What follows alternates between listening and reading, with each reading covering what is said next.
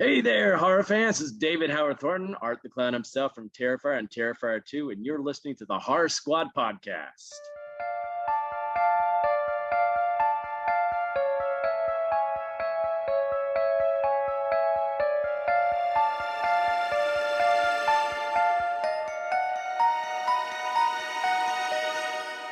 Hello, everyone, and welcome back to the Horror Squad podcast. This is episode number 353, where tonight we will be talking about 2024's Terrifier Part 3. It may be a Christmas movie, but we are in the dog days of spooky season, I guess you would call it. We are nearing the end of it, gentlemen. How are we coping with the end of spooky season? Are you ready for it to be over? Are you sad it's over? How we feeling? And I I'm should mention I'm here with Steve and Todd, as always. yeah, we're here. We're here. I'm feeling it this year, man. I'm having a great time this spooky season. Getting closing on a new house in a couple weeks, so that's good. Watching a ton of horror movies. Just went to a con this Saturday, so that's fucking horrific. Town and Scarefest, which I'll talk about a little bit later. Hanging out with the homies. We're shooting the fucking movie. We had our big ass Hocus Pocus event. It's been a good Halloween, man. It's been a good. Although Christmas shit is out again. Every year it comes out too damn early. And over at CVS the other day, a drugstore here in the United States, there's no Halloween shit. It's all Christmas already. I'm like, what the fuck is this? But I don't know. What about your season, Steve? How's it going? Yeah, about the same, except I'm not going to be able to like decorate for Halloween this year because I'm in the middle of like a move and stuff and a transition of houses. So unfortunately, a lot of my stuff's still in storage and I don't get it back till November. But I am feeling it because for the same reasons you are. Like we went to Salem, which was awesome. Did a lot of spooky stuff there. I did the local like kind of haunts at this point. A lot of horror movies in my life as well, and I'm also setting up my kind of horror themed rooms and stuff in my house. So. It's giving me the spooky spirit a little bit more than I would have. And also, pro tip, so I bought these like really cool lights to go in the window. They're like LED lights for Halloween and stuff, and I bought them for each of my windows, but the fucking things were $40 each, and I have a lot of windows in this house, so I'm like, whatever, it's just a one-time purchase. I don't have to do it for multiple years. I went back to the store, and they basically decided that Halloween's over. Like you said, it's all Christmas shit, and they had a small Halloween section where stuff is on like super clearance.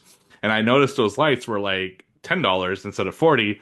So I actually went home, got the bill, came back, and they honored the price, even though I bought it like 2 months ago.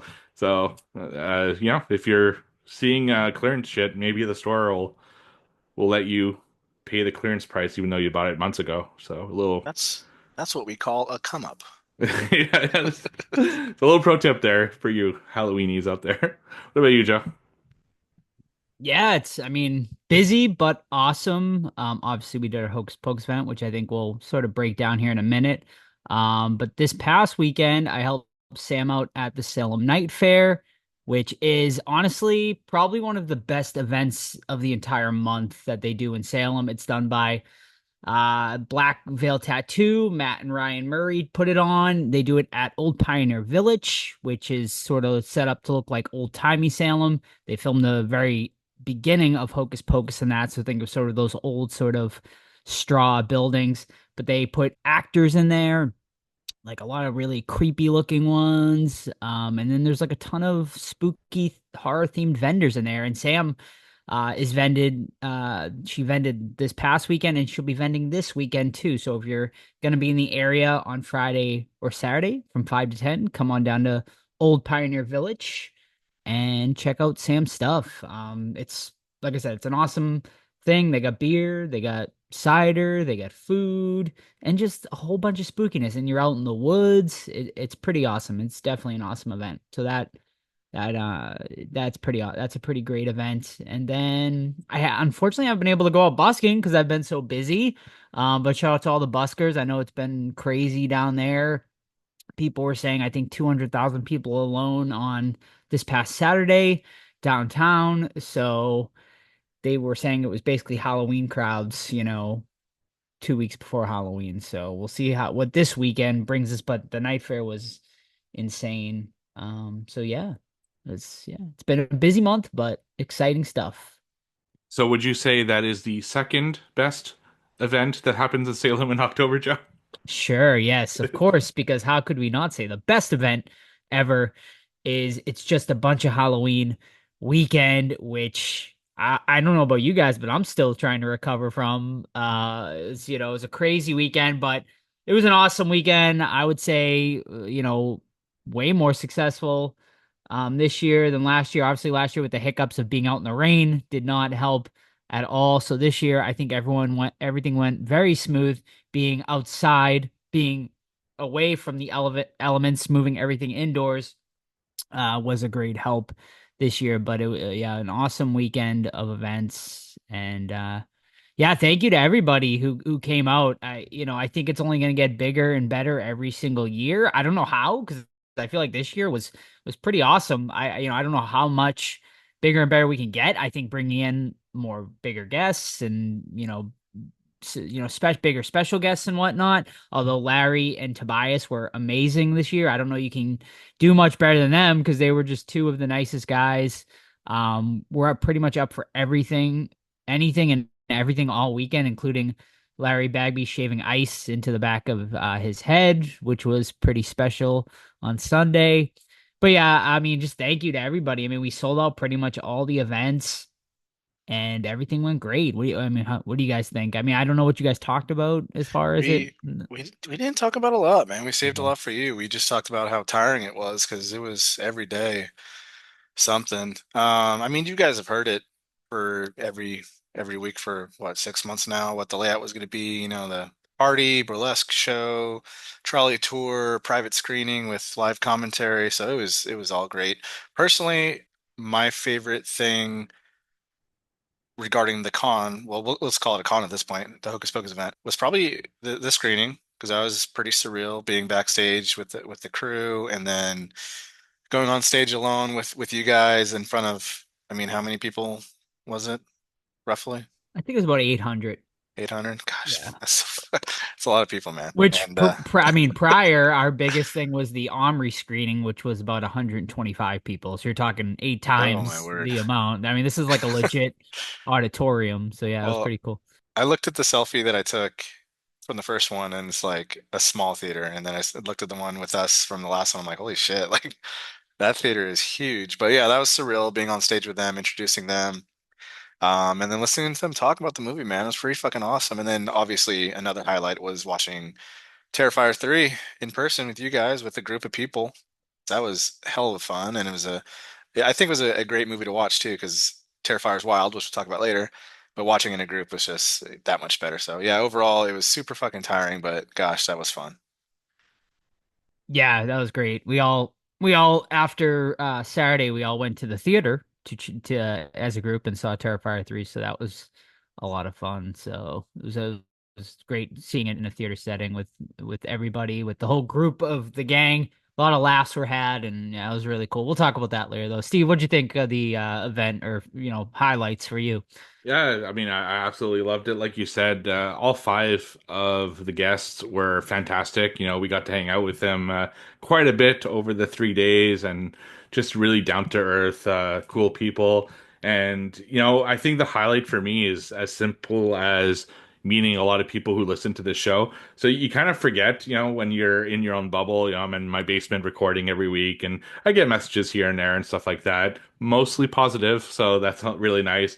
But the amount of people who stopped me, whether it was at the party or at the signing event, so those two especially, that I didn't know as well, that were like, "Oh yeah, I listen to you all the time. I like this episode, and I like this," and it's like, damn, like and it happened a lot, like a lot more than I expected, and it was just so cool to know that to actually meet them and getting to spend time with them, talk to them a little bit. So that was really the highlight for me, was just meeting all the awesome listeners that we have and wishing us well in the movie and supporting the movie. And it's just and new listeners as well. I know because some people were talking to us when we had our table and saying, "Oh yeah, we'll definitely listen to you guys," and I hope they are. And yeah, it was an awesome weekend all around for sure. Yeah, absolutely. Yeah, for me, I agree, Steve. The highlight is like just the people we met along the way, like meeting, new friends and new faces and stuff like that. Shout out to DeGrazio Photography, great people over there that I got to hang out with. They were at the night market this weekend. They drove back from Jersey just to come to the night market, so we got to chat with them briefly this weekend as well, and kind of debrief about the weekend and whatnot. So they're great people over there. Um, just all of the amazing volunteers that just stepped up and helped us in every single way. Even, our listeners, big shout out to Caleb who, you know, didn't have to help at all. Like he bought event tickets and everything, and he was basically just like our honorary volunteer all weekend, just fucking stepping up and doing everything and helping all weekend. Shout out to him, obviously. And then Missy, who you've heard on the podcast before. She was just an awesome help all weekend as well. And just like everybody who stepped up. I know I'm forgetting Alex, obviously, Bro Car fan, who you heard his interview hopefully on last week's episode. Just a great guy. He helped us. He helped us with filming this weekend for our movie and stuff. Took some great photos and everything. So he was amazing as well. And And shout out to Josh from Ewing Barbecue yeah, podcast. Helped a yep, lot over the weekend as yes. well. And yeah, it's great. Yeah, everybody's just so willing to sort of step up, and volunteers, like, right? When I mean, no one's really getting paid for this, and people just want to be able to help out, us and the cast of Hocus Pocus and whatnot. And yeah, and without them, we would be screwed. It'd just be the three of us running around, and things would not run smoothly. Obviously, Steve's wife was always an amazing help, being at the event, handling the lines and manning the tables and stuff. So, yeah, everybody just steps up in amazing ways, and I mean that really is the special part of this event is everyone, the fans and the helpers, and it's just so cool to see everyone come together. And thank you to everybody who dropped by our table on Saturday. I mean, I really loved meeting people and talking to people. It's a bummer that our audio didn't work out, so you didn't get to hear everything, but you got to hear the interviews, which I think was honestly the best part anyway, of that weekend, was being able to talk to, Zach from Fable Cry, and what's the girl you talked to for over at the author of the book there? Shannon Carling from the book, Yeah, and Amber from the Lego set, who Amber was from also a big Legos. help over Yeah, the weekend. And then there was also Michael, the guy who yeah, created Lohan's the Jason mask, Playhouse. Loven's Yes, Playhouse, and of course Bora, Bora. Yeah, the of fucking course. highlight of the whole thing. It's hard when you got Bora involved. You better just oh, Right. it's Bora, who I think is like at this point probably going into ready for hibernation after October. But they had a table. They were vending at the night fair this weekend too, as not as out of costume as Bora, because I think at this point she is so exhausted from meeting all of her fans this October. But yeah, no, awesome event.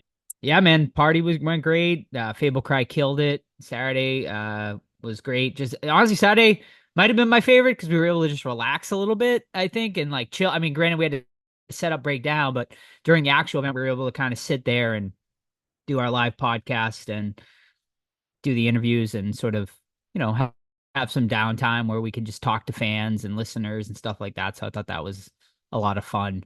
And shout out to, I mean, I can't even believe that we got people to donate to our movie, which is awesome. Just like complete strangers who we've never met before. Obviously I get it, our listeners, but just people who completely have faith in us. Granted, we gave them some perks, to donate, but still the fact that they wanted to donate to our film and help us out in some ways, that, I mean, that's pretty awesome and special. So thank you so much to everybody for that. And then obviously Sunday was amazing, being on stage, with the cast, being backstage. I think I was definitely having a semi panic attack in the back before we went on, for sure. And then everything's a blur once we got on stage. Like, I'm glad people took video, because I was watching some of it the other day, because I was like, man, I don't remember if I mentioned Steve or Todd's name at all, like when we were up there. And then, like, I remember I whispered to Steve at one point, I was like, did I mention you and Todd's name, like when we came out? And Steve was like, yeah, you did. I was like, oh, thank God, yeah.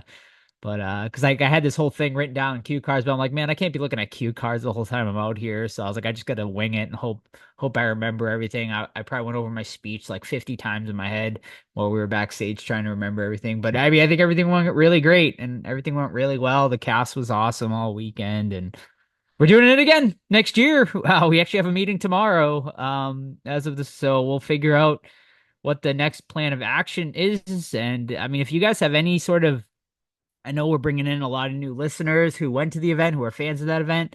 We're always down for suggestions. So if you have any feedback or ideas for next year, please bring it forward, because obviously we would like to keep things fresh. We don't want to do like the same exact thing every year. I think doing different events or different things will help keep the event going strong every single year. So once again, follow us here. Follow It's Just a Bunch of Halloween account.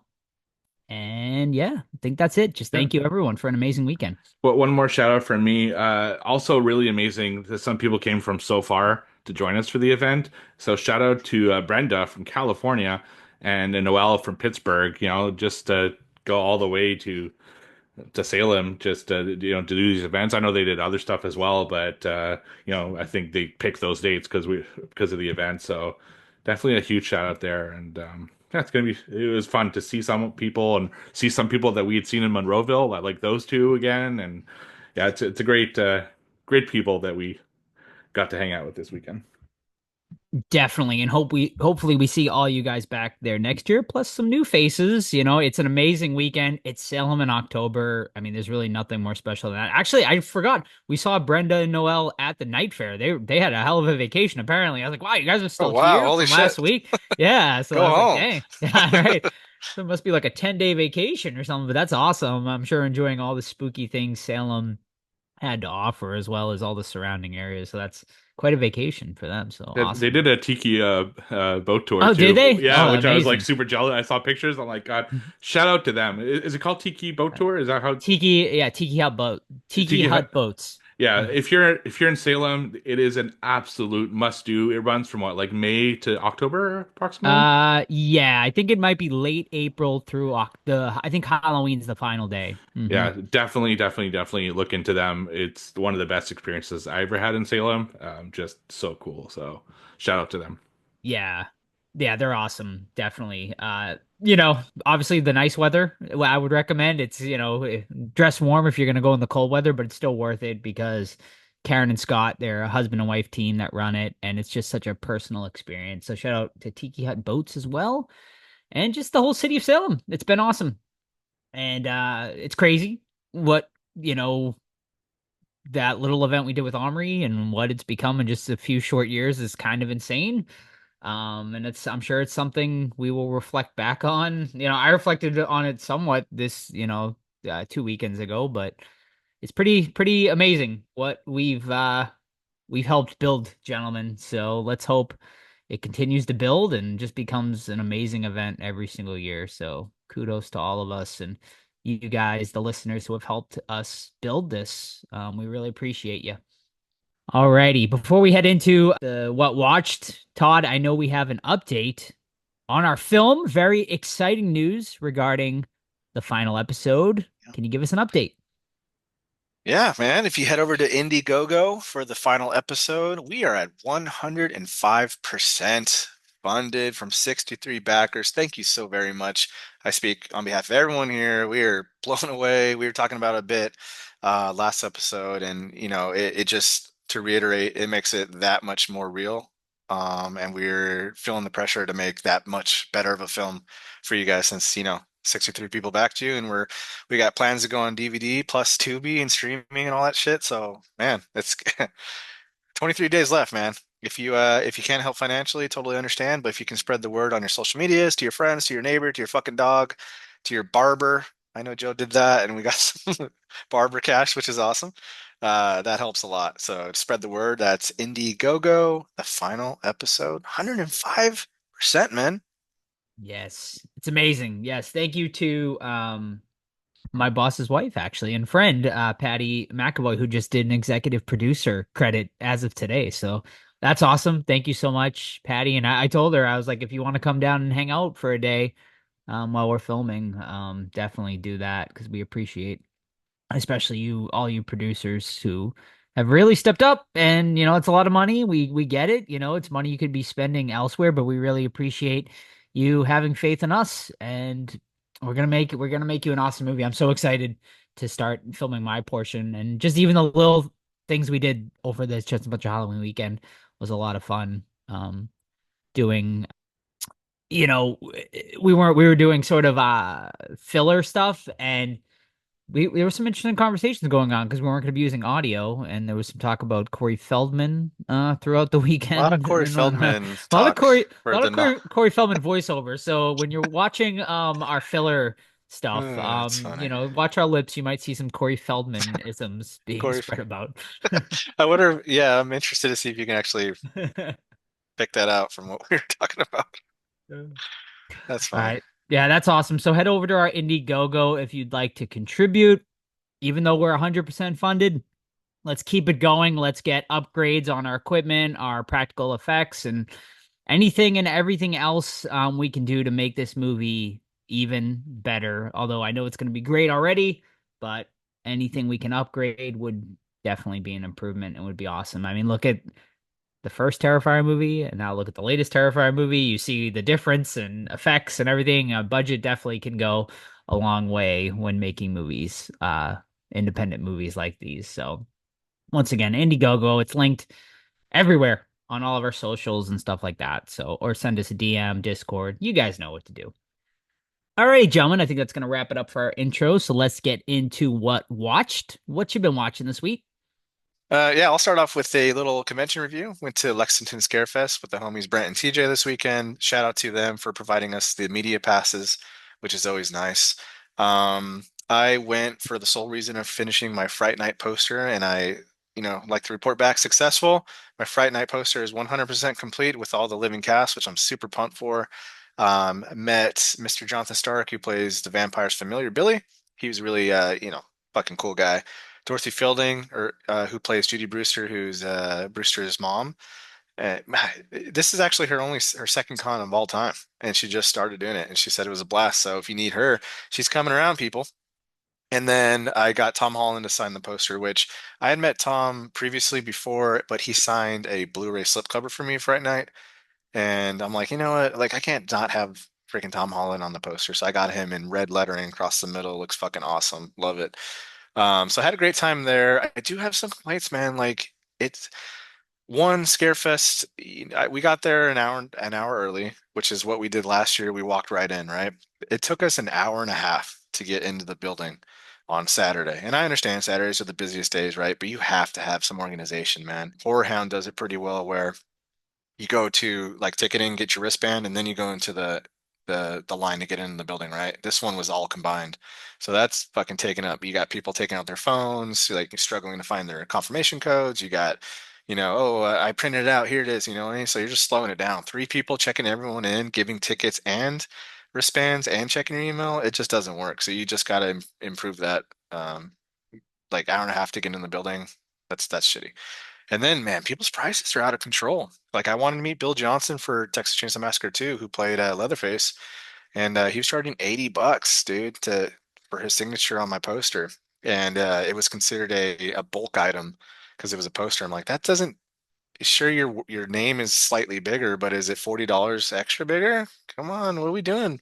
So I skipped him, and like, will I live to regret that? Because he's an older man. Like, I don't know, but $80 for someone that's done one film, and I'm not hating on it. Like, he's a great part of that film, but $80, like budgeting wise, especially for people that may not have the means to afford that, like that fucking sucks, man. So I don't know, man. For the prices, and Matthew Lillard had this thing where his line was capped, and you got like a voucher to get in that line, and that voucher even said you are not guaranteed to get an autograph. If you don't get an autograph this day, you have to come back and get another voucher for Sunday, which doesn't make any fucking sense. You get in his line, you paid, 50, $60 to get a weekend pass, you should be able to get a fucking autograph. That or hey, the line's at 100 people, we're capped now, come back later, you know what I mean? But not say you have to get this voucher and then you might not even get an autograph and then you have to come back the next day to get a voucher. I think that's wrong. I don't.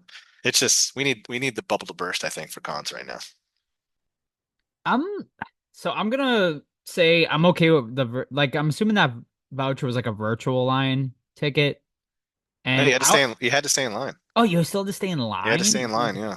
See, they should have went virtual line, man. I think virtual line is great now. Like that's the new sort of thing cons are doing when lines are getting too long. And I did it for who did I do it for? I did it for a couple of people at Frightmare. I think it was Juliette Lewis and like someone else. But basically they just like will call like numbers and like that way you're not having to fucking wait in line for like 2 or 3 hours. So I think for bigger guests, it is not a bad way to go. I'd 100% Yeah, agree, but yeah, the fact that you still weren't guaranteed, yeah. and like if That's he kind of left for the day, crazy. you're fucked. Like you have to come back and get another voucher. It's like so you Yeah, either like you can walk off, but like you're not guaranteed. If the line gets huge, you're definitely not gonna get one, you know? right. Yeah, it's crazy, man. Like how insanely popular he's gotten. I remember like when he first started, he had no lines, and now he's like basically like reaching Robert Englund status, you know? I'm really interested to see what the Terrifier people are gonna look like when I go to this con in November, like with the movie just It's coming gonna be out. And nuts. It's I gonna be think it's insane. I'm just happy I don't have to really get anyone besides Lauren Levere, although she's kind of the star, like besides David Howard. So I feel like her line will be pretty long. So, but we'll see. Gina Davis and Alec Baldwin, I hope maybe will take some of those lines away, but we'll see. I don't know. Uh, and Eli Roth will be there, so they get some big names. We'll see. I'm excited for the Santa art photo op, though, for sure. But do I do just Santa art, or do I get Sienna involved in that photo op too? I feel like I should have So both of so them you're there. dressing up as art too? I don't know. I'm on the fence. I I would like to, but this con is at a convention center, so like I would have to either walk, and it's in November, so I'm either gonna have to walk like a mile in my art costume, or I'm gonna have to jump in an Uber in my costume. So it's not as convenient as say like Texas Frightmare and the other Monster Manias, but we'll see. From what I'm hearing, this con is pretty. They do it like this is the only show they do at a convention center, which I don't know. What do you guys? Are you guys like convention center people, or are you like hotels as far as cons? I like convention because Convention generally you centers. have more space for everything. Right. I've Yeah. never done a con. I've done sorry one con at a hotel, but it wasn't a autograph con. So Gotcha. yeah. Although like Texas Frightmare was kind of the best of both worlds. It was a convention center, Yeah. but right in front of the hotel. So Right. All right. Cool. All right. Well, thank you, Totter, for that little rundown. That was Scarefest in Kentucky, right? Yep, it was Lexington Scarefest. They happen every time around this year. Awesome. Yep. Alrighty, well, my first one tonight, and I just found out through the power of editing, that Steve also is going to be talking about apartment 7A, which is the Rosemary's Baby prequel. So this one, it kind of follows like similar beats to the original, but this one follows a dancer who she's trying to make it big on Broadway. She's doing a musical and she has an accident. She breaks her ankle in a pretty kind of gruesome scene. It was a scene that made me cringe for sure when it happened. This happens at the very beginning of the movie. And basically, after this accident happens, obviously she needs to take a break from being a dancer and whatnot. She's kind of, down on her luck, I guess you could say. She's really not making money. She's kind of bumming her way through New York City, living with friends on the couch and stuff like that. When she meets Minnie and the husband, I can't remember their name, but the two old people from the original Rosemary's Baby. She meets them. They offer her, of course, to come stay with them in a spare apartment they have in the building. Of course, that is made most famously from Rosemary's Baby, which was filmed at the Dakota in New York City. But so they offer her this apartment, and from there, I would say it pretty much goes the very same route of the original Rosemary's Baby, where they start sort of, they act all nice and whatnot, but they start sort of, the Tannis root starts getting involved and all this sort of stuff, to try to get her essentially impregnated, just like Rosemary, to birth, of course, the Antichrist. And yeah, that's about it. Overall, this was better than I expected. It's really not that bad of a movie. I was expecting it to be really bad, but the movie is definitely elevated by performances. Julia Garner, especially from most of you would know her from Ozark fame. She's just great as the lead actress in this one. Had this not been like a Rosemary's Baby prequel, I'd probably rate it higher. But the problem is, like, when you're trying to compare it, to Rosemary's Baby, it just pales, in comparison and just about every way. I will say I think it drags at times, and one of the demon designs they went with I wasn't a big fan of. But there is some really solid stuff in here, and I really liked actually where they went with the ending, which I thought was pretty solid. So overall, I give it a 3 out of 5. I think it's definitely worth a watch. It's definitely worth a one-time watch. But the problem is too, like I mentioned this in my letterbox review, we're in a really crowded space this year with women birthing Antichrist and stuff with Immaculate and The First Omen. And I think both those movies are superior to this one. Yeah, I feel basically the same way as you do.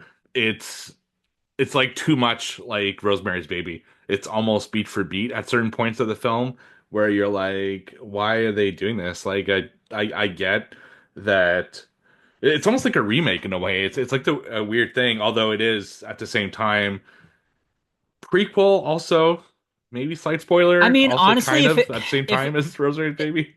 without like getting too spoilery, like if it's not for like the like almost post credit sort of scene, like Right.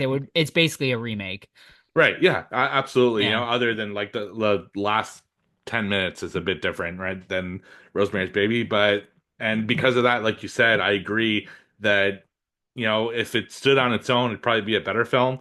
But because you're comparing it to Rosemary's Baby, it's just not there. I also very much agree that Julia Gardner and Diane West, who plays Minnie, do an excellent job of, you know, playing their roles and stuff like that. I could not agree more on the demon. Yeah, it's not, I don't think it's really spoiling anything, but one of the demon designs is basically bedazzled, and it just does not fucking work for me. It's ridiculous as fuck. And yeah, it's just, I give it the same score, 3 out of 5. I didn't hate watching it. I thought it would be worse than that. Honestly, I don't know why I had very low expectations, but it was an enjoyable one-time watch. You know, I don't see myself ever watching this one again. And I watched it on Paramount Plus for those who are looking to watch it as well.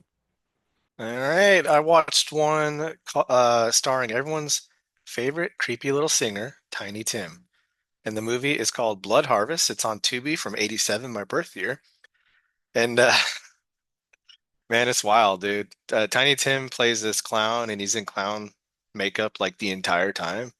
And like every time he interacts with someone, he does like a creepy little like ad lib song and his little high pitched, hey, I'm hanging out with girls like that. It's like, what the fuck is he like? I don't want this guy around. Like this guy needs to be institutionalized or something.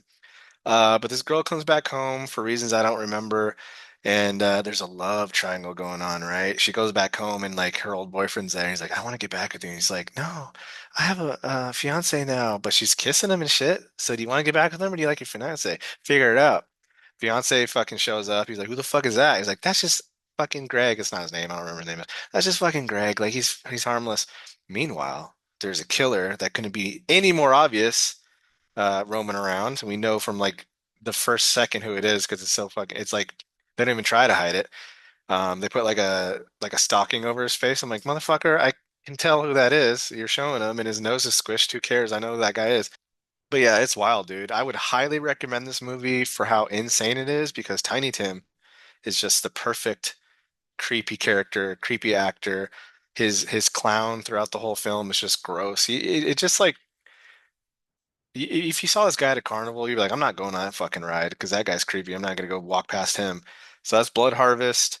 I gave it a 3.5 out of 5. That's over on Tubi, and you should go watch it because Tiny Tim is nuts.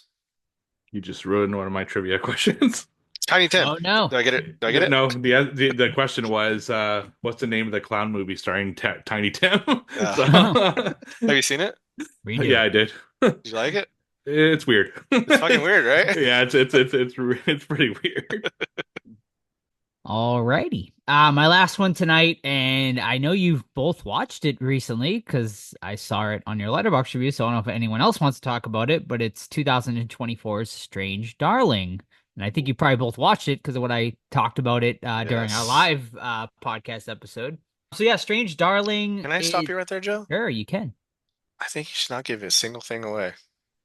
Okay. Just All prefacing right. that. All right. I won't. I agree. I think the less you know going into it, the better. but I'll just say, I guess I'll read you the letterbox review and then I'll give my thing, or the letterbox synopsis. Nothing is what it seems when a twisted one night stand spirals into a serial killer's vicious murder spree. So yeah, this one stars Willa Fitzgerald and Kyle Gallner. And yeah, I mean, man, this one I loved. Like, it's one of my favorites of the year so far.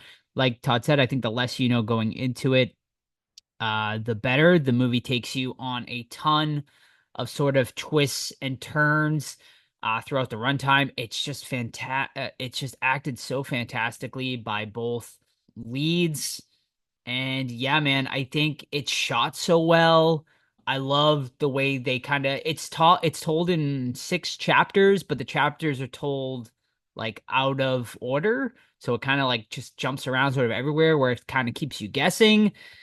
And yeah, man, it takes you on quite the journey. And I loved everything about this. I was never bored. I was hooked like almost right from the beginning. And yeah, man, it's top 5 easily for me for this year. Whether you consider it horror or not, which I mean, that's something we can discuss right now. I think it's definitely like probably horror enough. I would say it probably leans more thriller than straight horror, but I think there's definitely enough in there to consider it a horror movie. So yeah, what do you guys think? I mean, at the end of the day, it's about a serial killer, right? Right. So definitely up there. Yeah, no, I agree, and I'll read my review because I don't want to give anything either. I didn't mean to step on your toes with that. No, It's you're just good. like, yeah, go into it blind. For this one, I mean, I thought the acting was great, cinematography is excellent. I like the lighting, I like the actors, and I like that it took you in multiple directions. So I'll just leave it at that, man. I loved it too. It's top 3 material for me. We'll see where it lands. But I'm kind of disappointed in Steve's rating, man. I know. I I gave it a saw four and a half out of it. I I gave also gave it we both gave yeah, it four and a four and a half. half half, man. And now let's hear the dissenting Yeah. voice of the It would group. have been a good discussion though, for sure. Yeah. It would have, yeah. Yeah, I wasn't as high as you guys on it. So I, like you guys, didn't know anything about it going in. From a technical standpoint, the film is super well made. The cinematography is amazing. There's a very fitting score. I like the aesthetic of the whole film. I think it was really well done. And I like the structure of the film. And if you watch it, you'll know what I mean by that. And the acting is fantastic from everyone involved. But personally, the story didn't really grab me, and I saw the quote unquote twist coming a mile away, which I think took the enjoyment a little bit out of it, and I didn't like the end, straight up. So I didn't like the way the movie ended, but obviously that would be a huge spoiler. I appreciate the film. I think it's a technical marvel. I'm happy I watched it, but it wouldn't make my top 10 personally.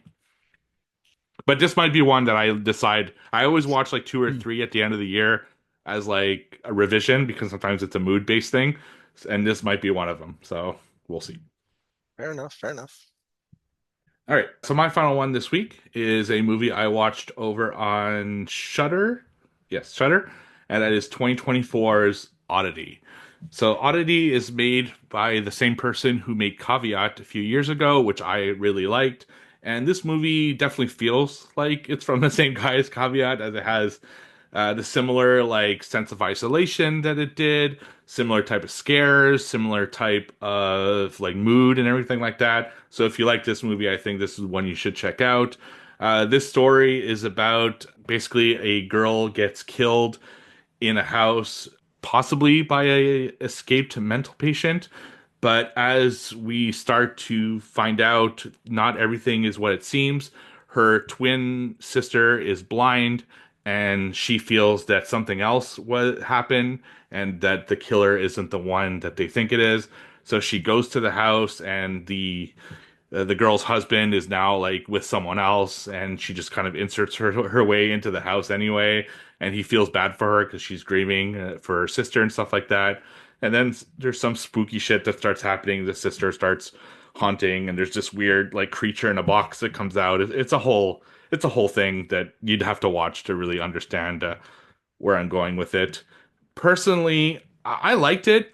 The scares, like they're pretty few and far between, unfortunately. But when they do happen, they're really good, especially the haunting. But the problem is, every time they introduce an element for scares, they like drop it immediately and you don't see it for the rest of the movie, and it's really weird. There are a few scenes that are just gonna haunt my dreams for a while, which is the same thing that happened with the Caveat with the girl in the wall. This movie is with like kind of another ghost element, but they just keep putting those things aside and focusing on the more boring elements of the story, which is an odd choice in my opinion. I enjoyed watching it because it does have some pretty stellar scares and sense of and good atmosphere and stuff like that. But I just feel like this could have been something really special if he had just focused his energy on the stuff that was good as opposed to the stuff that was a little bit more drawn out and boring. So I also gave it a 3 out of 5. Did you do Oddity, Joe? It's on my I did. list. I really liked Oddity. It's top 10 for me What right was your now. score on it I for? gave it a 4. Yeah, I gave Okay. it a 4 out of 5. Maybe I was just in the mood Steve yesterday. just handed Yeah, out threes, dude. Steve. Gee whiz. Steve. Come on, Steve. All right. Well, thank you, gentlemen. And now, Totter, it's time, baby. Bust out the books, crunch the numbers. What we got for trivia? And by the way, I still haven't watched my Punishment movie, but we'll get to it. We'll get to it. We'll get to it come November. Day of the Dead 2. All right, let me crunch these numbers. Let me do the math. Let me carry the 3. Let me divide by 4. All right, we are tied 4 apiece. Quarter number 4. Who would like to lead off today? You little scoundrels. I'll go since Big 3 guys going. I had to write a fucking question like while you guys were talking. What is Blood Harvest? Yeah. All right, I'll take that point. All right, so here's my quick time replacement for that question. I will just straight up say it. I have a theme tonight, and it is all clown related. Ooh. Not a huge basket How of fitting. movies, but yeah. Art. Captain Spaulding. So my first question. That was it. He's like, Shit. Yeah, maybe by the most famous clown in horror. Which late night host appears in the It remake? Late night host. Now, I'm only giving you one guess each because there's only like what 6 late night hosts in the U.S. So. That's true. The original, the first one. Yep. Oh, the original, not the. No, the remake. Oh, the remake. The remake. Okay. Part 1. Part 1 remake. Part 1 of the remake. Yeah. Part 1 of the late remake. night host. There's a late night host in it. Ooh. Really? Yeah. I don't know. Is it Stupid Jimmy Fallon? It is not Stupid Jimmy Fallon. That's who I was gonna guess Me too. too. Why do I not remember a late night host at all? God. Shout out to Jimmy Fallon. Stephen Colbert? Wrong. That would have been a good guess because he is a geek for a lot of stuff. It is actually John Oliver, who is such a big fan of the movie that he made him. They made him put him into the movie. Wow. He's just in the background in a diner. Oh, cool. Yeah. All right. The more you know. Alrighty.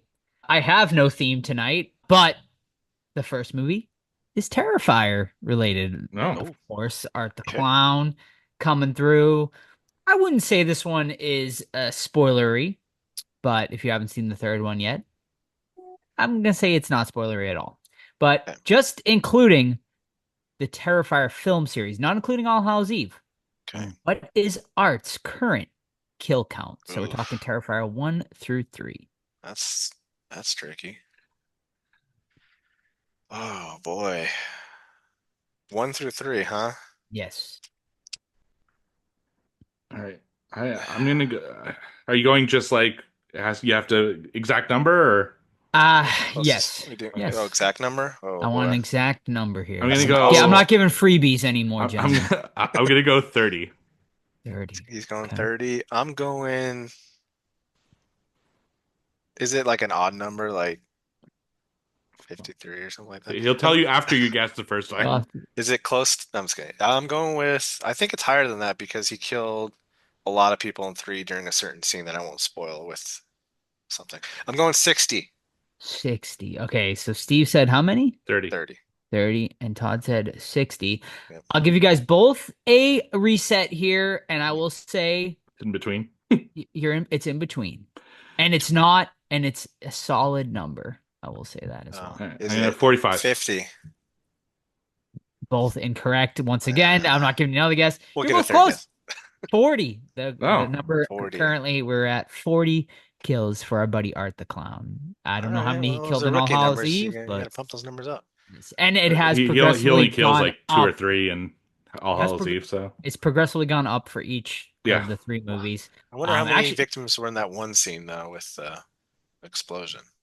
That well, seemed they like, they do mention it do they? in the news report. Yeah. Oh, okay. But yeah, he only killed like 7 in Terrifier 1, which is like crazy, and then yeah, it like bumps and up like All double. And Hallows then, Eve is only like 2 or 3, uh, if you had counted it. Terrifier 2, the thing that was messing me up is, do you count the Clown Cafe as yes, I right? don't think that was counted. Because they're not, yeah, Right, it's because it not was like a real, dream right? sequence. Yeah.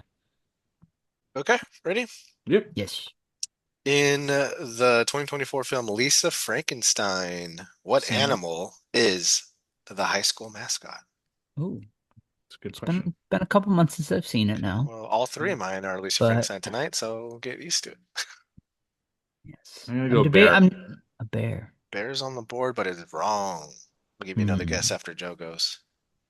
I will say a snake, Snake is wrong. One more guess each.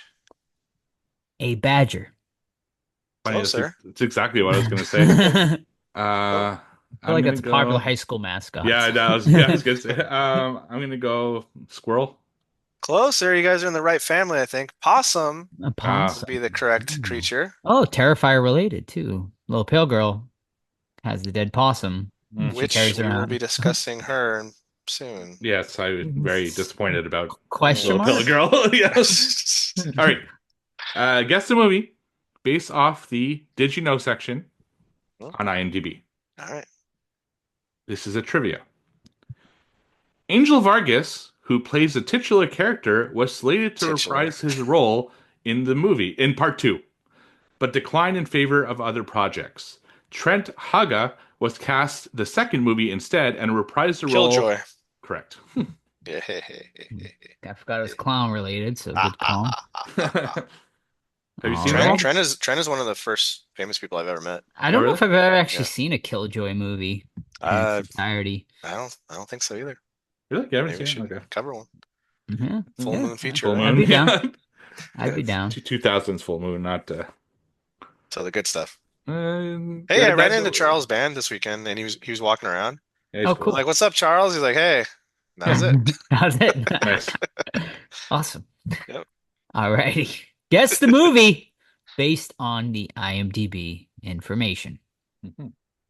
This movie was released in the year 2002 with an R rating, clocking in at 1 hour and 30 minutes.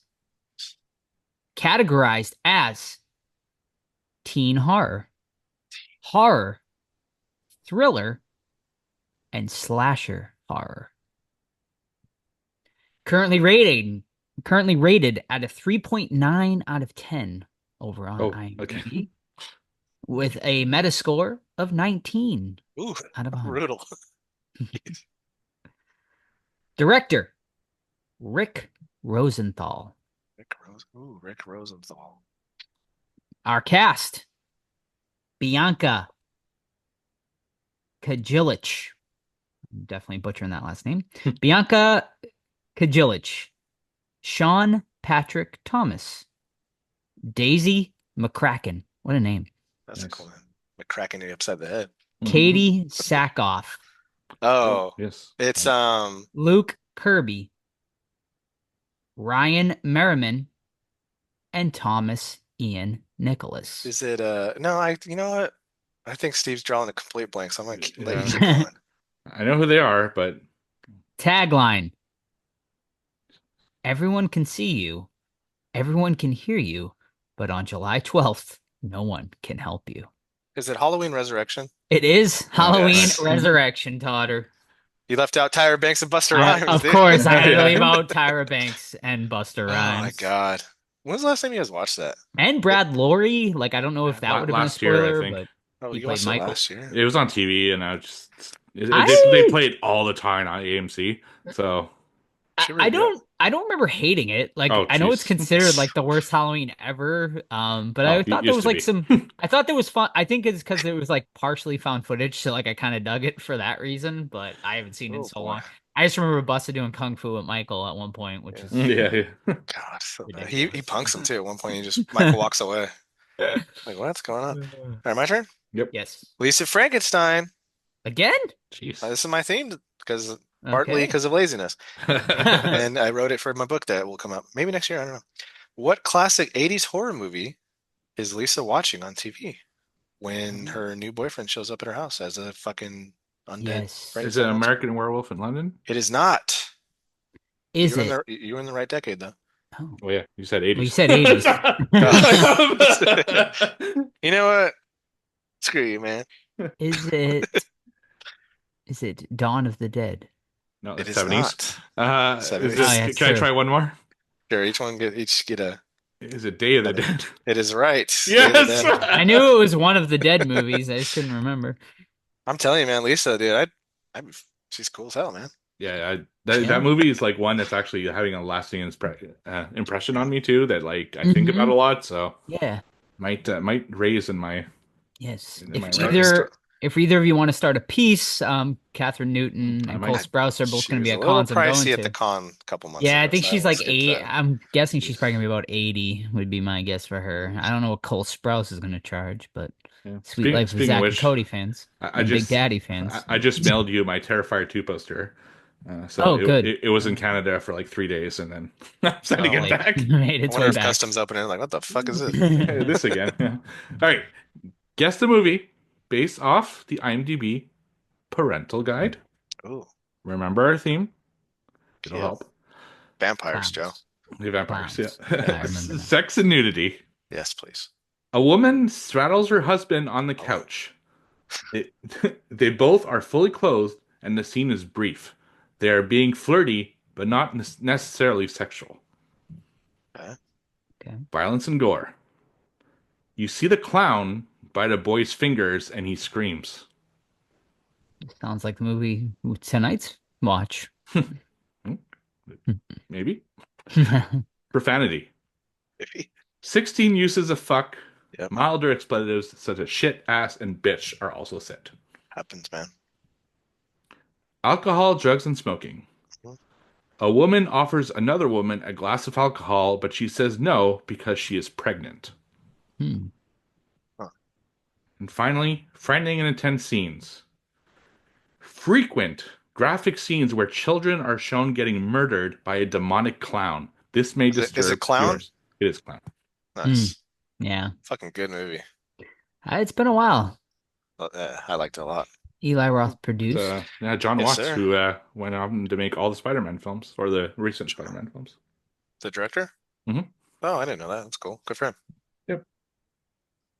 Alrighty. Back to me? Yep. Yep.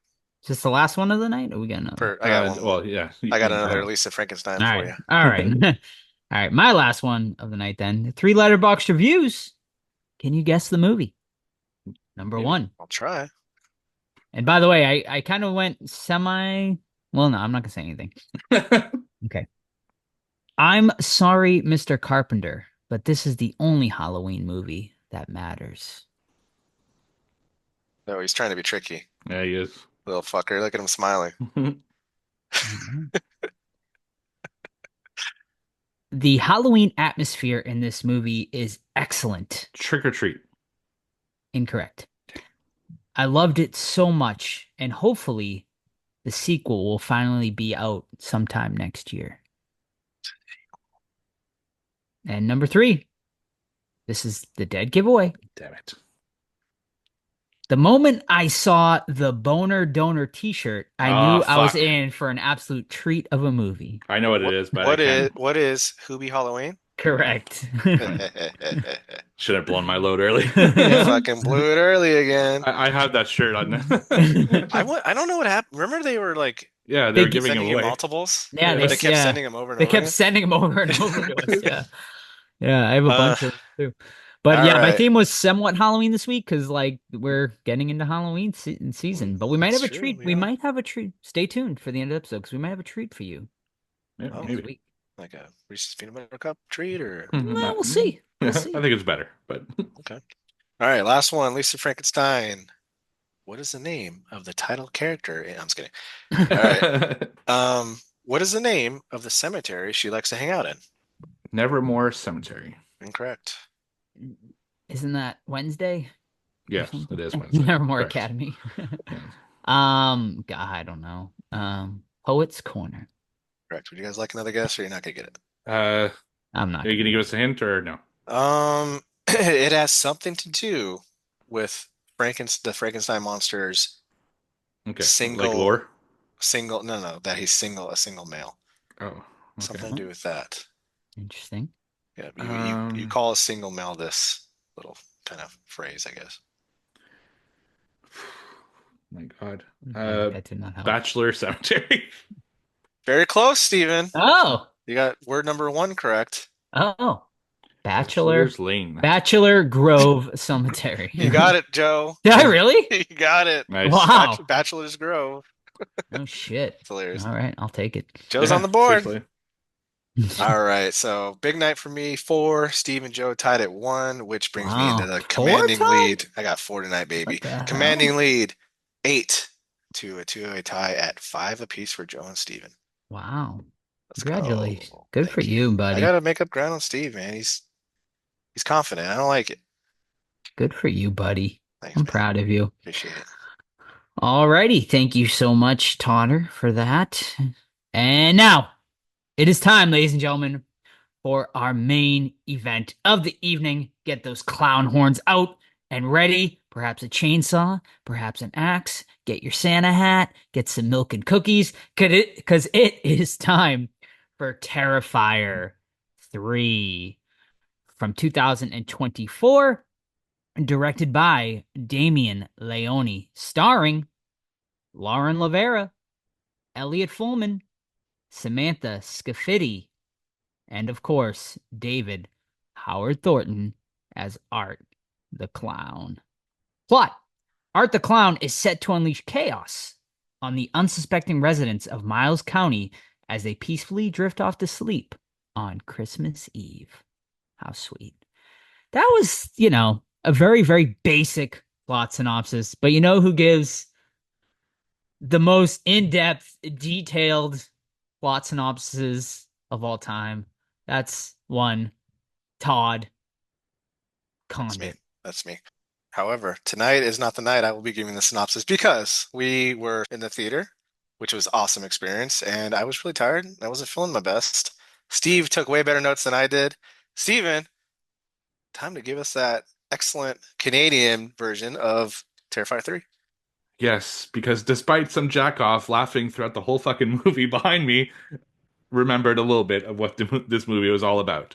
So we start off like any other Christmas movie, a family, they're getting cozy up, they're going to bed, they're excited about Santa Claus coming and giving them presents. They leave out some cookies and stuff like that.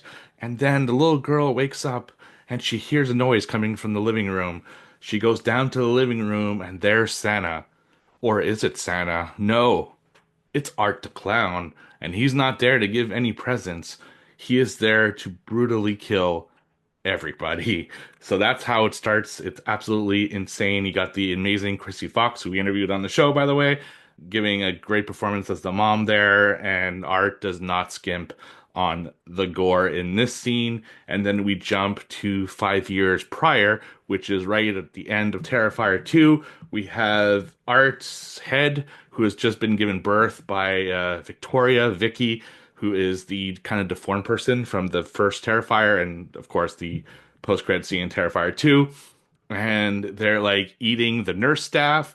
So then Nurse Jericho comes in and notices that all this is going on. He gets his face torn off, and basically that's where it goes with that. They just absolutely decimate that whole crew. And then Art and Vicky, they go to a like abandoned house. Art goes to just sit down on a rocking chair while Vicky goes into a bathtub and kills herself in the bathtub, and Art just basically sits there for 5 years. I don't know why. So shoot back 5 years later, we have the the cops are coming into that facility because a construction crew saw Art in a chair, and Art wakes up after a 5 year slumber, absolutely decimates the security crew, takes one's head off, puts his head onto the security guard. Vicky also wakes up from her death, which is crazy as well. And they're back. Meanwhile, in the kind of good side of things, we got Sienna. She's had severe PTSD from the events of Terrifier 2, having a really hard time dealing with it. So she gets invited by her aunt and uncle for the holidays to come over. So she leaves the facility to kind of visit them and try to have some sense of normalcy as she's trying to battle this PTSD. Meanwhile, her brother, Jonathan, is in school, just trying to fit in, kind of doing all the school stuff. All the while, Sienna feels that Art is on her tale and that story is not over. Meanwhile, Art, he goes to a bar, he sees that it's Christmas, he sees Santa, he gets excited about it, kills everyone, and gets closer and closer to Sienna, and then that's where the movie really pops off as he chases Sienna to try to finish the job that he did in Terrifier 2. So guys, what did you think of Terrifier 3? Yeah, I guess I'll preface this by saying, did anyone watch it a second time? Did No. anyone head back to the theater to watch it? All right, so I did. Oh, I went nice. back and checked it out for a second time. And yeah, man, honestly, I it hit better for me on my second watch than it did the first watch, which I think makes sense because we were all so friggin' tired from the Hocus Pocus event we were doing. And so yeah, for me, it actually hit better on a second watch. So overall, I really enjoyed this. Is it perfect? No. Do I like the second movie better? Yes, but I think this is pretty solid follow up to that second movie. The gore is obviously, which we'll get into, is just insane in this movie. Like kudos to Leone and his whole team for just some of the shit they did and pulled off in this movie. It's really a sight to behold. I mean, every time Art is on screen, it's an absolute just joy. The problem is when he's not on screen, I guess, is I mean, the story is, in some, I get it, right? Like, it's in some aspects, I get it, right? Because it's basically, a direct continuation of part two. So we're sort of seeing what, Sienna and Jonathan are dealing with after the effects of that second movie. Sienna essentially has basically gone through a complete psychotic break, and she's dealing with visions she's seeing of her dead family and friends and whatnot. So it sort of went the Halloween 2 route, Rob Zombie's Halloween 2 route, where it's dealing with sort of the PTSD of dealing with all of that. So I get like why he went that route, but I wanted to see more of a progression of the story from that second movie, where we're getting all this crazy lore with Sienna and, her basically coming back from the dead and being sort of this whole, savior type thing, which we'll get into. You see it a little bit at the end of this movie. But yeah, I mean, so I would say the story was definitely lacking here. It's still at 2 hours. It drags at times, but I mean, Art is once again the star of these movies, and every time he's on screen, he's great. And then his new companion in this movie, which is Victoria, they completely negated little pale girl in this one, and she basically has become Art's new minion and the demon. I mean, we do get into a little more about the demonology in this one too, with basically a demon has they basically Art sort of sucks the life out of you in order for a demon to sort of take you over. But I mean, that's the other thing too, is like, okay, but where are these demons coming from? Like, are Art summoning these demons? Like, I just wish we got a little more exploration here. But overall, I still dug it. It's a really fun time. The Christmas aesthetic is great, and I think it's gonna be a must watch pretty much every Christmas for me now. Yeah, I liked it a lot too. I thought it was a lot of fun. And I mirror a lot of what Joe said. I think it was more focused on gore and it didn't have enough lore, which I thought they were going to just like expand upon that mostly in the third one, right? Because in the second one, there's so much shit going on with Sienna and her growth and everything.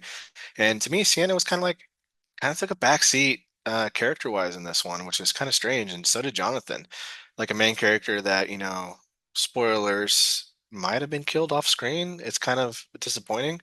especially because he's a fucking annoying little turd. But yeah, the gore's fucking great. I love the scene where he sees Santa Claus and he's like freaking out. Art the Clown sees Santa Claus and he's like, oh, like, because he doesn't talk, but he like points at him and he's really excited and he's hanging out. Clint Howard's in that scene, which is always a treat to have him. It was cool, man. But I think the movie was a vessel just to have Art kill people, which is cool and all, but I did also really enjoy some of the lore that they created in part two, and I wanted more of that here. But that being said, the gore was still fucking cool. Like the shower scene was awesome. I think that was a highlight for me from the film, where he attacks a couple that are banging in the shower with the chainsaw. That was really cool. Visually, I thought it was pretty badass. Even though it's kind of like funky, I really liked how Art and Victoria, you said her name is. They go to that house and then like she gets into a bathtub and seemingly slits her wrist or kills herself, right? And then shoots forward and then now she's like rotted and then they just get up and it's pretty neat. So visually it looks cool. I love that Damien and crew got more money to do this and it's so fucking cool that they were number one movie in America. I told the guys offline that like I have a high school kid and I had six teenagers over to my house and they wanted to watch Terrifier 2, so I put it on Blu-ray, let them watch it. They were giggling, laughing, screaming at all the kills the whole time, having a great time.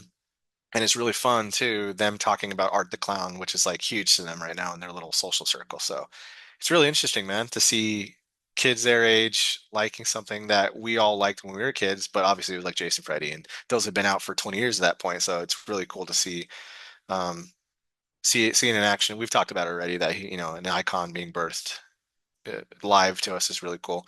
But yeah, the movie was a little bit lacking. I didn't like it as much as part two, like you mentioned already, and I have a lot of questions about it too. Like she gave birth to his head at the end of part two, right? So what is that? Like, is he evil reborn? I And mean, he takes a it, cop's head too, right? Or because his like, body. well, so at the end of the second movie, Sienna chops his head off, which that we find like in this movie, like the cop finds him headless. So I assume like it's the demon birthing Art. Like she is a demon now, so she is birthing Art's head so he can like return, um, in full form again. I guess like it's bizarre, but yeah, I mean, obviously like I said, they did get more into a bit of the demonology in this one, but I mean, like I said, a lot of unanswered questions here, which we'll get into in a little bit once we hear from Steve. Yeah, I feel pretty much the same way as you guys. I think all the art stuff and the Vicky stuff was really, really cool. A lot of gore, a lot of like holy shit scenes. I mean, there's a scene where Vicky fucking masturbates with a shard of glass. It's like, wow, I did not think they would go there.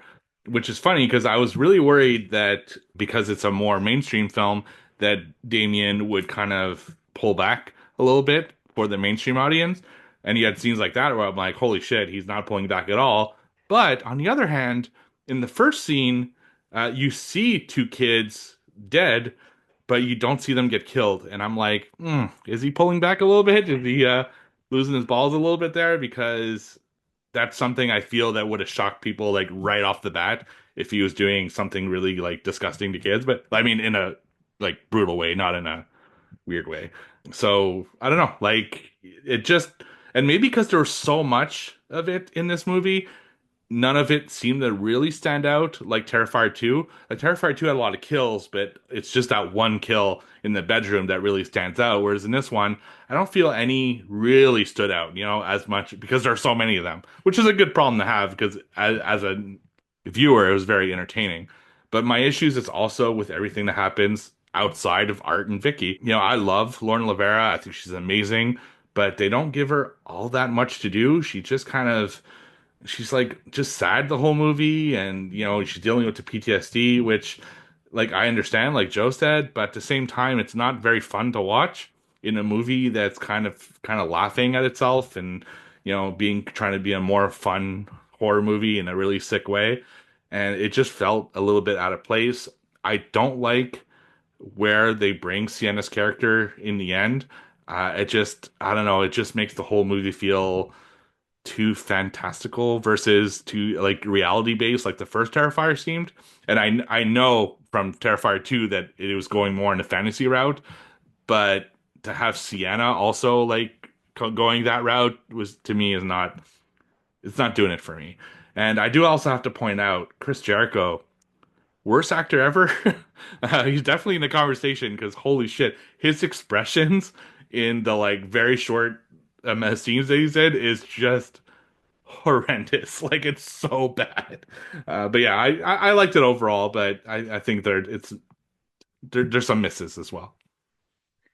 Yeah, I mean, man, I think there's obviously a lot to tackle here. What all right, so I guess my first question and thought is no little pale girl in this one, who is a favorite, obviously, It's in a that bummer. second movie.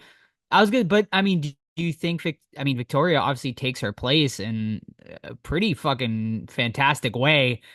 I didn't miss her because I think Victoria was so good in this one, and does such a good performance and is pretty fucking creepy in her own right.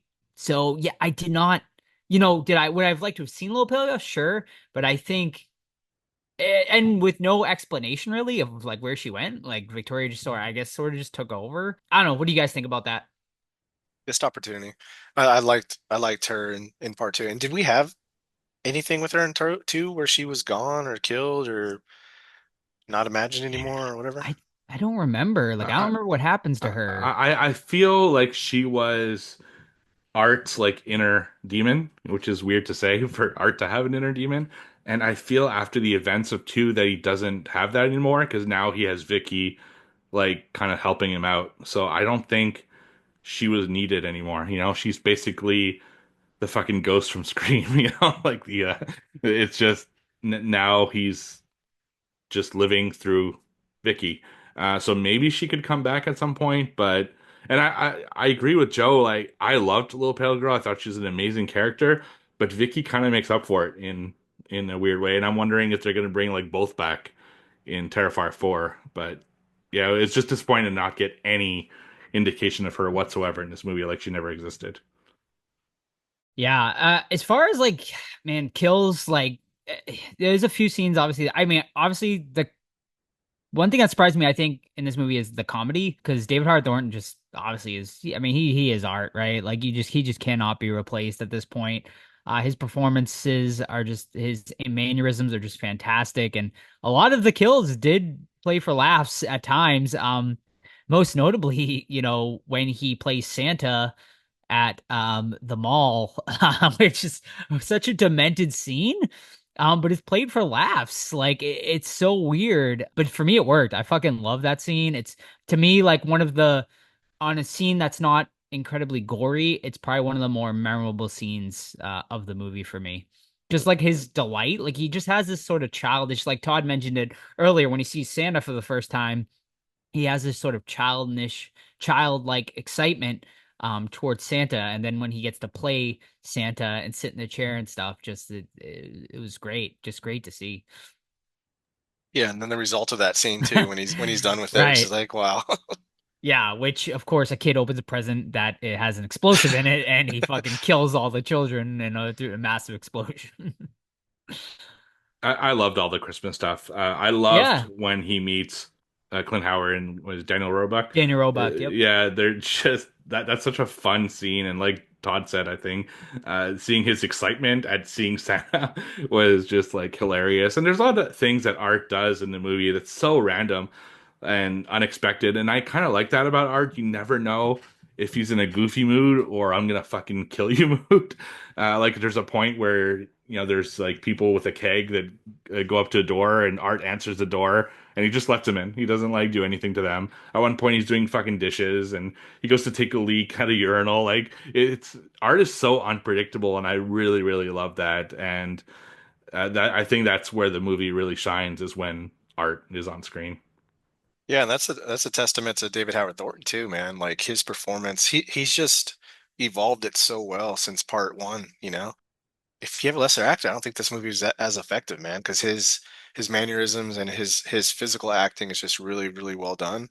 And I'll go back to it again where he sees Santa Claus and his eyes light up and his the way his body goes rigid. It's just it's cute, you know what I mean? And it's a cute scene in a fucking horrible gore-filled, kill-filled movie, you know, and it's really effective. Yeah, and yeah, I mean they do not hold back on the fucking gore, like we said in this movie. Man, there's so much like gore wise, and I gotta disagree with you, Steve. I think there is. I mean, I think the shower scene is gonna be the most memorable scene in the movie. The one we talked about, he fucking comes out with the chainsaw, and it's just he does not hold back, and it is definitely, I would say, the bedroom scene from part two. That is the scene. That I think everyone's gonna sort of talk about and discuss here because it's just so over the top and gratuitous. And there's even a fucking Terrifier Christmas song playing that they created in the background of it, which just makes it even more just crazy and unhinged. I don't know if it's because I've already seen him saw someone from like fucking asshole Right. to neck that it didn't like mark me as much. Honestly, Vicky like fucking masturbating with the shard of glass Yeah, which was was brutal. more, yeah, it was more brutal in a way than what he did to that guy in the shower. So I don't know, like that's why I think because there's so much of it that it just kind of gets lost as opposed to something like this year in a violent nature where they were kind of few and far between, but really like because they were so few and far between that you really paid attention to them. So yeah, but it's still great. I mean, as a fucking horror fan, this was like a delight. Oh yeah, That's gorehounds are fucking creaming their pants over this. Yeah. yeah. Oh, definitely. What about the rats down the Yeah, mom's down the mom's throat? mouth at the end. That's Yeah. was pretty fucking brutal too. Yeah, for sure. I guess that is the one scene that made David Hard Thornton sick filming because when he jams the glass thing down, you can't see it that well. I noticed it better on the second watch, but like when they like jam it down her throat, like puke like spews up like through the thing. And I saw it better on the second watch, but yeah, and then they fucking forced the rats to go down the malt, which I guess trigger warning if you love rats. I mean, there's some rat death in this movie. But there's a lot of trigger warnings in this entire movie, I would say. But yeah, no, that was probably to me probably the second most memorable death in this movie was the aunt. Are you guys where do you guys want to go from here? Do you want to embrace the scary side of art? Do you want to embrace the fantastical or the straight just gore or have a mix of all three? Because I don't know if you can do a mix of all three successfully with the runtime still being long. Because I think we all are still like, come on, man, 2 hours. I think don't if it ain't broke, don't fix it. Like these movies are doing so well. I mean, they're going the fantastical route, obviously, right? Like the way this movie ends, it seems like Sienna Goes to Hell is going to be our next movie. Is she Um, fighting in hell, you think, with her armor it's and all that? We'll see. Yeah, I mean, I think that's the way they're heading, right? It's going to be, good versus evil, right? She is the savior, which, Vicky tries to possess her at the end of this movie. But she's like, "Oh, you're too strong." Like, basically your niece is the only thing holding you from me taking over your body. And they try to, you know, kill the girl, and Sienna ends up getting her sword, which she dug out at one point, and yeah, she saves the day. But like Gabby, the niece there, gets sucked into hell, and then you see Sienna's fucking, she had wounds on her hands. That fucking art absolutely destroys her hands at one point. That whole fucking like last 10-15 minutes, by the way, is pretty fucking brutal. Like it's pretty, I think it's a great finale, honestly. Like especially like on this rewatch because I was so tired when we watched it on the first watch. I would definitely recommend both you guys rewatches. I think it's gonna hit you guys better on a second Well, watch I can't wait to as buy the well. Blu-ray for sure. Yeah. I mean, it's gonna be yeah. From what I heard, it's gonna come out before Christmas time, uh, for a physical release. But yeah, man, it's a brutal fucking thing. But then obviously her wounds get healed, so obviously that's the way they're heading. What's gonna happen in this next movie? I mean, they're gonna have the budget. I think they could definitely do a Sienna sort of ends up in the fucking demon world type thing. I mean, you could have some really awesome imagery and creep factor in this. It doesn't seem like the way Steve wants to go with it, but I mean, I think Oh, it's the way so you have to go at this point. see that, and that's my fear. And I think basically to Nightmare on Elm Street, I Sure. feel like that this is where the Terrifier like arc is going. You go to Terrifier 1, which is a very kind of gritty street Mhm. level, Like fuck the diner scene is still, I think, one of the best Sure. scenes in the Terrifier franchise. And so that's how the first one is. Then you go a little bit more into the goofy, fantastical, a little bit funnier, but still kind of gritty film. This one, we're upping the laughs a little bit more. Sure, it is still gory, but the fantasy is getting kind of really out there at this point. And I'm just afraid they're gonna go basically like Nightmare, 5 and 6 for Terrifier 4 and go full goofy fantasy. Now I trust Damien is gonna keep, the kind of the grounded gore and like the crazy effects. I'm concerned that it's gonna go too much into like Art's a goofy character now, and it's just gonna be a joke fest.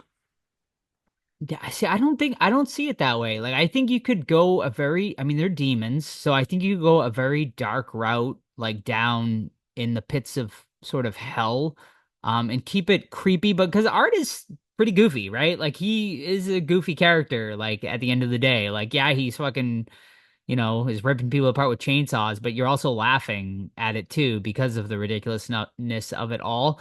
But at his core, like, man, when she like stabs him with the sword, man, and his eyes just go full white at the end of this movie, it's pretty fucking great imagery and pretty creepy.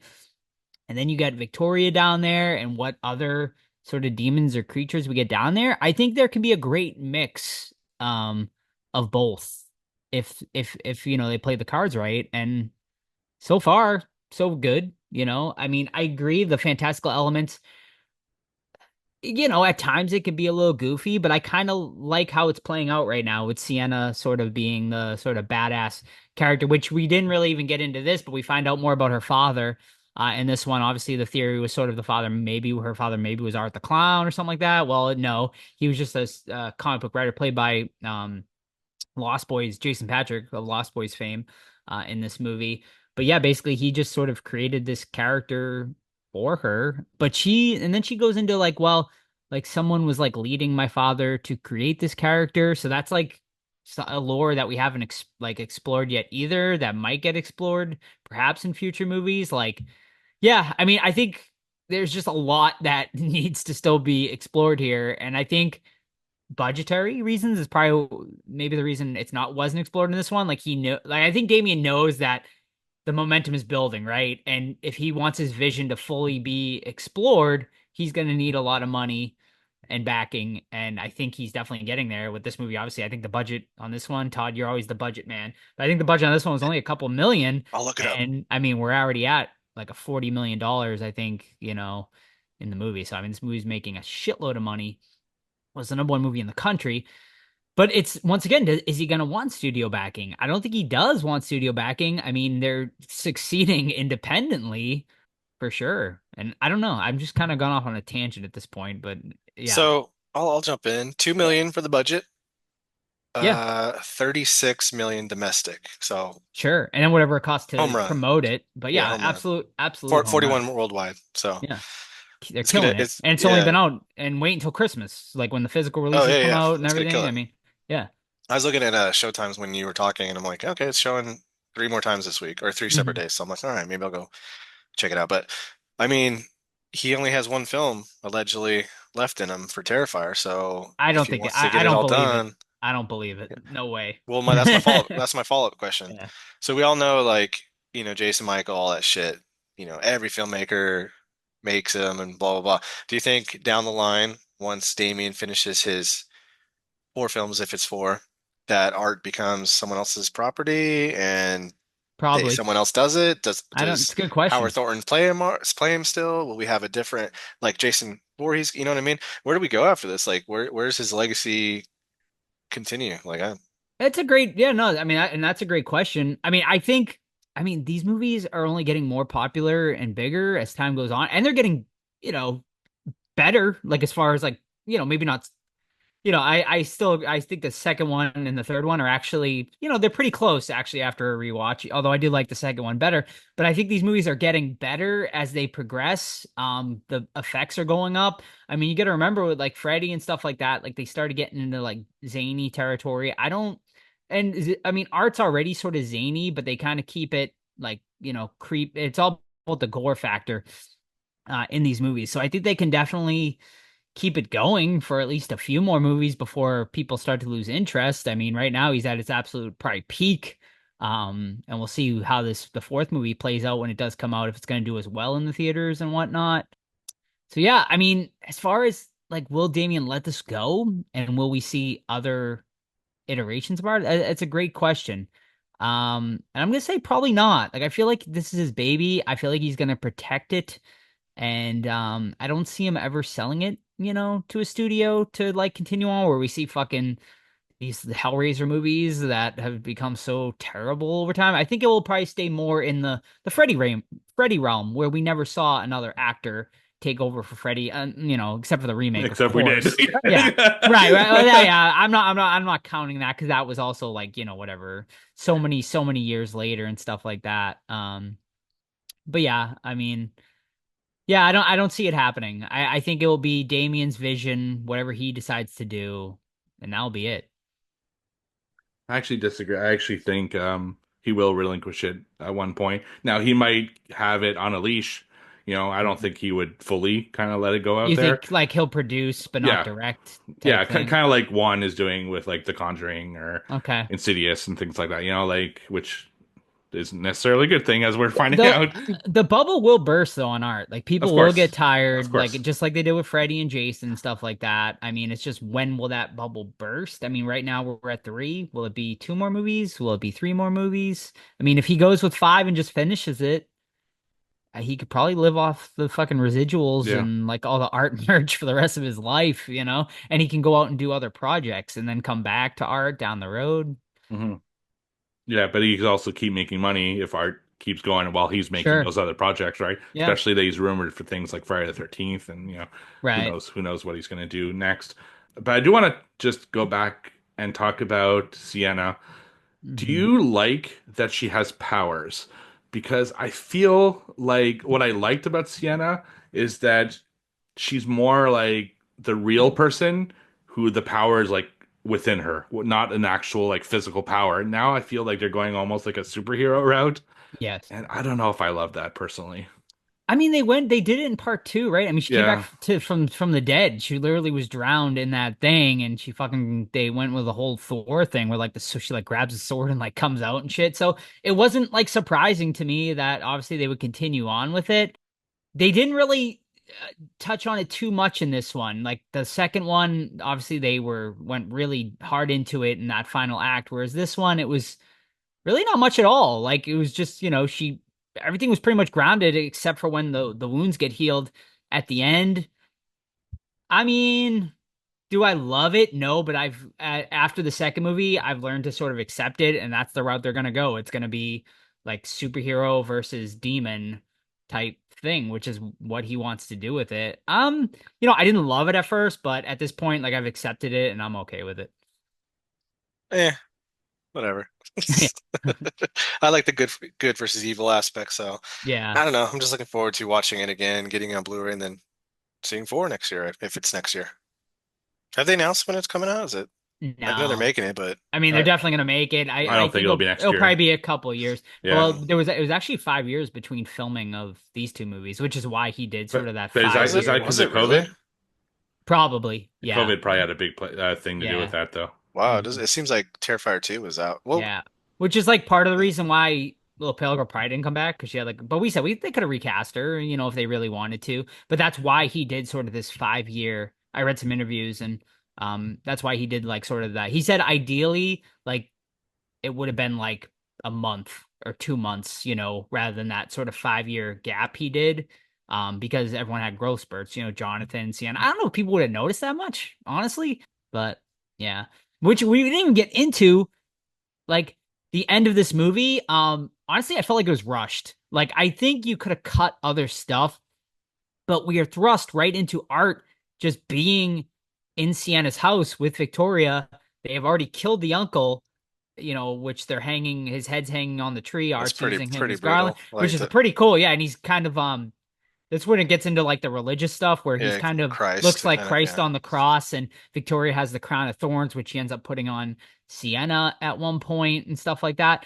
But then we come to find out, well, at first they tease her and say that it's Gabby that is they killed, but then they're like, no, it wasn't Gabby, it's really Jonathan. I mean, is Jonathan really dead? Are they fucking with her again? Fucking It's nerd. to How can me, you kill him it's off screen? and that's what I'm saying. Like he is such an important character in this movie to just it seems like such a disservice to that character and to the actor who like kind of put his blood, sweat, and tears into both of these movies. Kind of just like kill him off screen, all sort of nitty gritty. I did not like that. I hope that but I don't know who else would that head be in that thing. And the uncle's dead. The uncle was going to pick Jonathan up from the school. Obviously, they could have grabbed the uncle before he even got in the car and killed him. But yeah, I don't know. What do you guys think about sort of all that? I don't think you can kill him off screen. I think that's pretty cheap because, Yeah, like you said, he was an important character. I agree. I think he needs to come back. I right. think he's basically fucking with Sienna as much as he Hmm. can. Now, whose head that actually is, who knows? Right. But we'll end up seeing. I looked at Terrifier 2 is 2 years ago, so it's not that Well, they far. filmed it 5 years ago. Oh, That's that's what I'm right. saying. Yeah. Yeah, Okay. Yeah. Yeah. yeah. There's 5 years in between filming. Wait, Right. so wait, Terrifier 2 filmed 5 years ago, Yes, and and then then they filming didn't. Terrifier 3 is 5 years between 5 years in between the filming of both filming. movies. Okay, Yeah. Hmm. interesting. They didn't release Terrifier 2 until like way later because, like Steve said, because of COVID and stuff Right. like that. I think delayed a lot. All right. So we'll see him again. It's basically yeah for Jonathan. Yeah, I think so. I'd be shocked if they're just like, yeah, he's dead, like, and we Yeah, that would never have been see him. weird, Like, eh? Like, it just doesn't make sense. Yeah. no, So we'll see. All right. Is that about it? You got anything else to cover here? I think so for now. Like like I It, wish I'd rewatched it, but it's just yeah. going off memory at this I point. think we pretty much covered all the important beats of the movie anyway. Yeah, Yeah, yeah. I mean, Christmas aesthetic, pretty good. Like I loved think it. it's very, very Christmassy for sure. Art in his Santa costume with the glasses and everything, just great. So And yeah, which man. holiday does he cover next? He's done Halloween. He's done Christmas. Easter, Easter Bunny. Oh my Easter, God! Can you He's got to do imagine it. Thanksgiving. He's got to do it. if he goes after the whole religious like thing, like to really Yeah. lean into that and really piss off people? I could see it, but I could also I don't know. Fourth of July. Where did they go? I guess where do they go? Do you think it is going to be an art Sienna goes to hell type Yeah, I scenario? Or think it's you think yeah, yeah. Or Art goes to hell, or Sienna goes to hell, or whatever. Yeah. All right. All right. Yeah. Well, I guess we'll see when Terrifier 4 releases. But holy shit, man, this movie just it's right now the fucking little engine that could. It just keeps chugging along and gets bigger and bigger, every movie. And it's awesome. It's really awesome to see. We've seen the birth of an icon, a new horror icon, and it's so, so cool. All right, I'll start us off here. Yeah, man, I really enjoyed this movie a lot.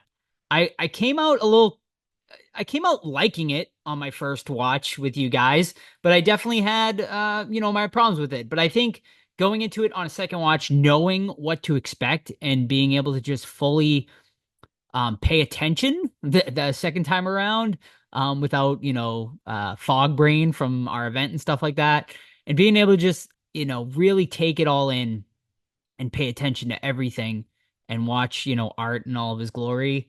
I upped my score actually. I originally had it at a 3.5 out of 5. I upped it to a 4 out of 5 after the watch because I enjoyed it even more on a second watch. I think it's a movie I can watch every single Christmas and really enjoy it. Now, I still, like I said, I still think the second movie is better, which I also gave a 4 out of 5.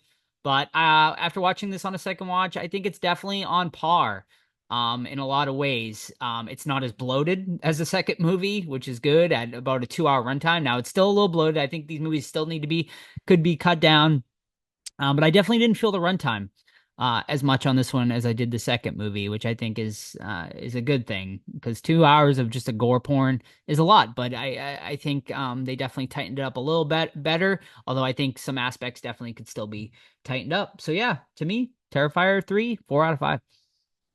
Alrighty, I need to give it another watch. I cannot wait to check that out. Didn't give it enough justice, tired, and all that stuff in the theater. I give it a 3.5 out of 5, however, because I think Art is really fun when he's on screen. The gore is fucking obviously top notch. Christmas horror is always a little bit special because it just looks different. It just feels different. Him seeing Santa Claus in the bar, Clint Howard, come on. So I give it a 3.5 out of 5, but I think this might move up a bit when I get time to watch it again. So, but right now, 3.5 out of 5. Yeah, same thing for me. 3.5 out of 5. That's how I felt when I first watched it, walking out of the theater. But I am also really looking forward to seeing it again as soon as it comes out. On VOD. I'm also going to buy it on Blu-ray or 4K, whatever it comes out in. And yeah, I think it'll be a fun rewatch. And I'm going to put it out there to the universe because I'm really hoping this happens. Terrifier for Halloween Horror Nights next year because as I'm watching it, I could just picture some of those scenes. The fucking foster dad as the Christmas tree with the his head as a fucking tree topper. This whole like bar scene with Santa and Clint Howard.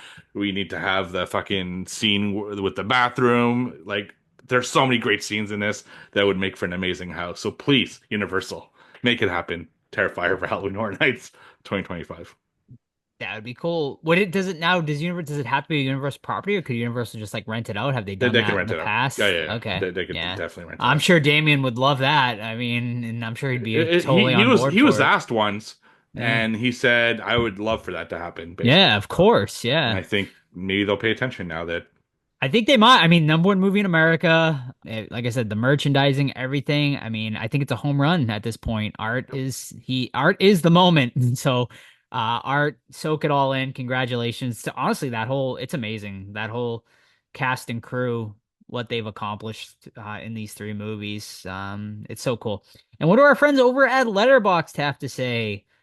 Pretty damn good. Currently sitting at a 3.1 out of 5 over on Letterboxd, which is pretty solid for a gore porn movie like this. Is also certified fresh on Rotten Tomatoes, certified hot currently on Rotten Tomatoes as well for all the traction it's been getting. So yeah, man, Terrifier is it's just the movie, man. It's the movie to see right now. So go out and check it out. Support indie horror, yeah, and do it up. If you want to support other indie horror, the final episode, Indiegogo, check it out. Please, 21 or 20-ish days, something like that, remaining on our channel. 22 as of right. 22 as of Yeah. this Well, recording, so it'll be down to like 19 or yeah. 18 when this episode releases. But yeah, if you want to support our little independent horror movie, you can still do that. We are 100% funded thanks to you guys, but stretch goal time, ladies and gentlemen. Let's upgrade all of our stuff to make an even better movie. All right, that is going to wrap it up for our review of Terrifier 3. Next week, I think we get a little trick/treat for our audience, Steve.